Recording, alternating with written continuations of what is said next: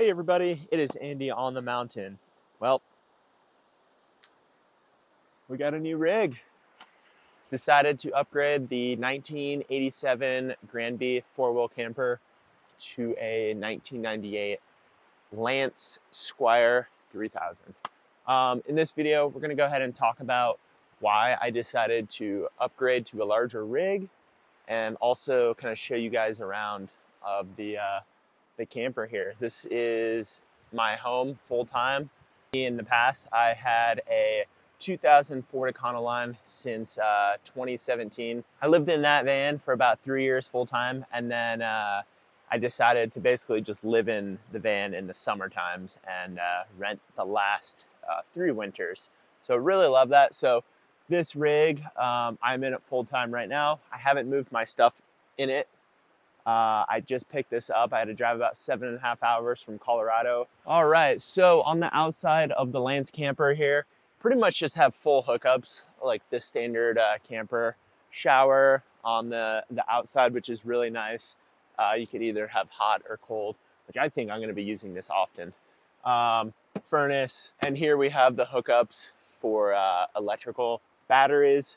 And currently right now, there's no solar on the roof, and over there, you can't see it out of the frame, I have a 100-watt Renogy panel, which has little gator clamps connected directly right to the battery, so the batteries are being charged right now.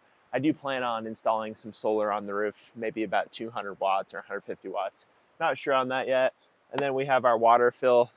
So the tie downs on the camper, I think they're pretty important. They're expensive, unfortunately. But these are the Torque Lift Fast Guns. All right, so one of my favorite features about this camper, and I looked for campers that had this specifically, was a ladder on the rear and also a roof that's able to hold myself or someone else to be hanging out on the rooftop. So I think that's so cool. And like I said, this is my favorite feature. You can just sit here, hang out, stargaze, look at the river, and yeah, I have plenty of space to add more things on the roof. One thing I am going to be adding on the roof is a roof box. I'm not sure how I'm going to do that yet, but I am going to install a roof box and then a solar panel somewhere on the roof. It's pretty funny. This camper sits up pretty high off the ground. A couple other features on the rear of the camper. We have the sewer system, a sewer hose, which literally just pulls right out. I thought that was really neat. And then right here is just our hot water. I believe it's a 5 or 6 gallon tank. Right here, we have a storage bin, which I love this. I think this is really neat that they have this. My Garmin InReach, so I can message people. Well, I guess I'll show you this here. The ladder can fold up, and you can see we have a waterproof door here with lots of storage. This is like my little foldable chair. Just the things, the jack handles, and also the door has a lock with a screen on it. The screen is really nice to have. My previous camper did not have a screen, so I just put a piece of netting in the doorway, which was kind of annoying. Also, around the camper, we have LEDs up top, so you can see outside, and the light switches are just right here on the inside of the door. So easy access. Most of the lights throughout this thing are LEDs. There's a couple incandescents. I think they're incandescents, but we're going to be upgrading those to the LEDs. And then over here on the passenger side of the rig, again, we have LED light over here. There are brake lights all around the rear. And then we have our propane, 2 barbecue grilled size propane. And also when one tank runs out, it switches over automatically to the other one, I think automatically. And there's a little gauge in there to see how much propane I've left. And then this is the rear access to the fridge. The guy I did previously buy this from did upgrade the angle brackets on the rear corners. They're a little bit more bomber. They're pretty much steel angle iron, and yeah, pretty stoked on that. in the manual, it does say this model, you can walk around on the roof from the rear to the front. But let me show you why I wanted this. Now I can hang out on the rooftop, have a fresh LaCroix in the evening.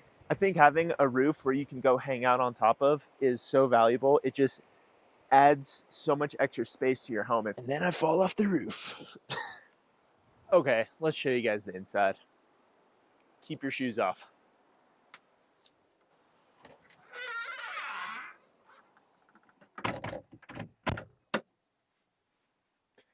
My friends, welcome to Mi Casa, new Mi Casa.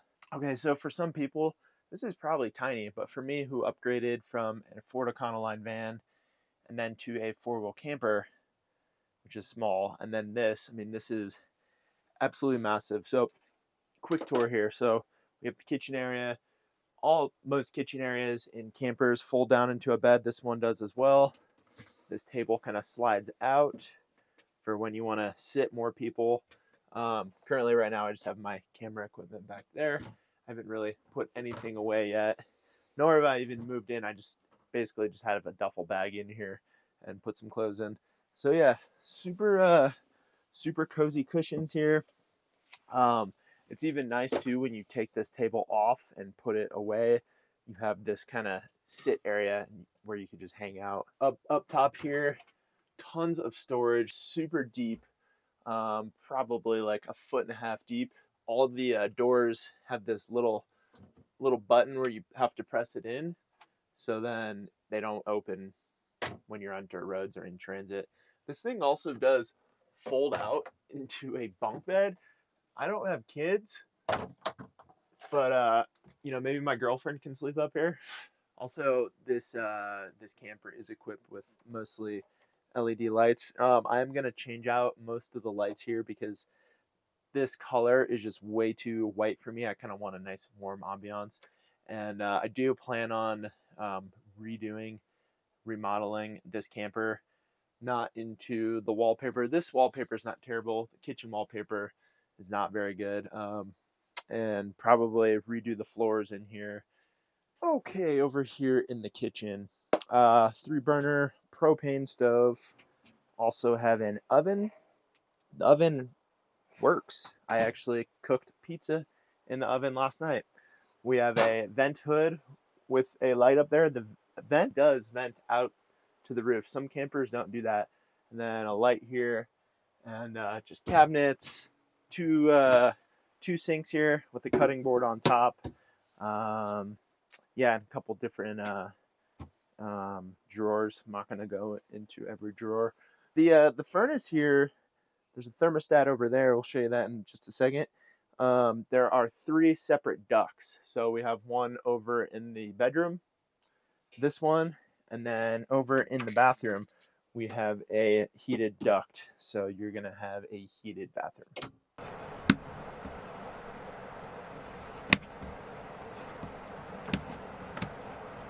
In the bathroom, we have a door here.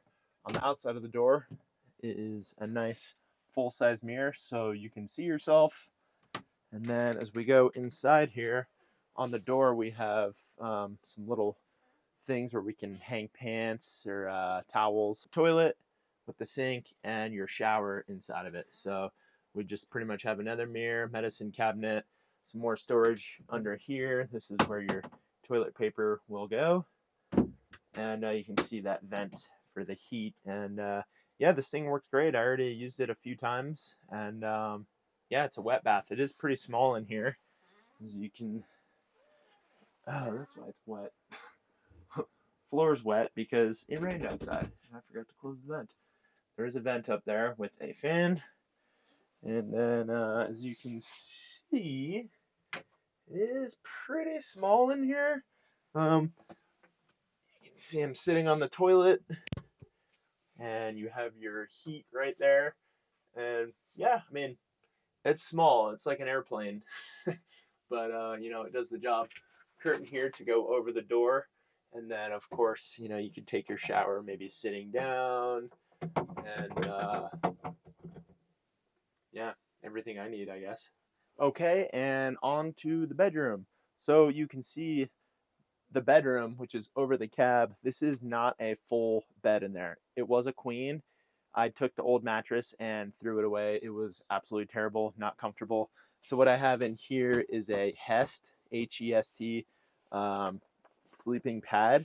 This thing is definitely multi-purpose for me. The bottom is waterproof, which you could then sleep outside in it. You're not going to take it backpacking, but you know, if you want to sleep outside under a nice desert evening, you can definitely do that. And then my girlfriend also has one, and they clip together, and then we can throw a cover over top of that.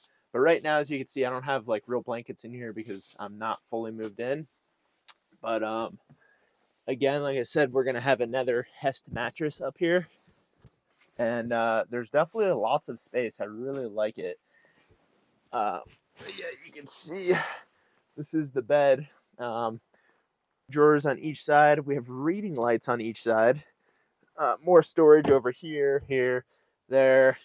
Little cabinets over there, and then this right here covers another one of my favorite features, this emergency hatch, which let me show you the emergency hatch. Now, another one of my favorite features in here is this hatch. So you can either open it up as a vent, or you can lift here, and we could go hang out on the rooftop. Who doesn't want an emergency hatch? And of course, we have the fridge with freezer, three-way fridge, our furnace thermostat, and that's about it, guys. Okay, so why did I buy this Lance camper and decide the four-wheel camper is not for me? Well, first things first, this thing is a lot larger. That's obvious. This definitely has a lot more livability to it. Has a bathroom, an oven, pretty much everything that a house has, this has. But also, the four-wheel camper is a 1986, and it's got some issues. The furnace, after running it for about 12 hours, makes loud noises, something I can fix. But it also does have leaks in it, and there's definitely some water damage in it, which if you guys have seen the video of my four-wheel camper, you can see the water damage. But I've noticed I had my truck parked for about 2 days, or for about 24 hours, and the pop-up portion was down, and I didn't drive it in the rain at all, and it had probably rained for an hour or two. And the next day I opened it up and I noticed there was some water leaking in where the bed was, and then in another area. And I didn't even drive it in the rain, and it wasn't popped up. It was just sitting there. So it was leaking somewhere. So that was kind of a pain. And yeah, ultimately it was just the livability of it. This is a lot larger, and we'll see how it goes in the long run. With it being a lot larger, you are going to get worse gas mileage, but you're also limited on where you can take this thing. I, even yesterday, driving it to the first camp spot that I found, I was having difficulties getting in here because this thing is up probably 15 feet high, maybe even higher, I'm not really sure.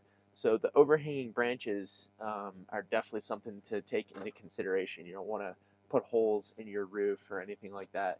So yeah, ultimately it was the livability of it.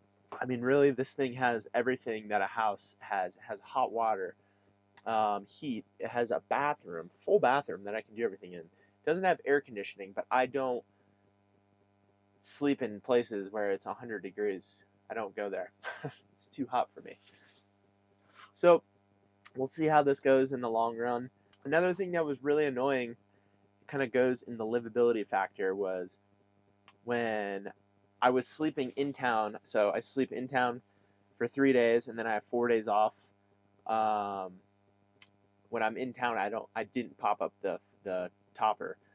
When I don't pop it up, I can't use the stove, and I can barely access the sink. So it's just tough, and there's not a lot of space to prep food. So you know, I was cooking on my MSR wind burner in the cooking pot on my couch, and I just didn't like that part.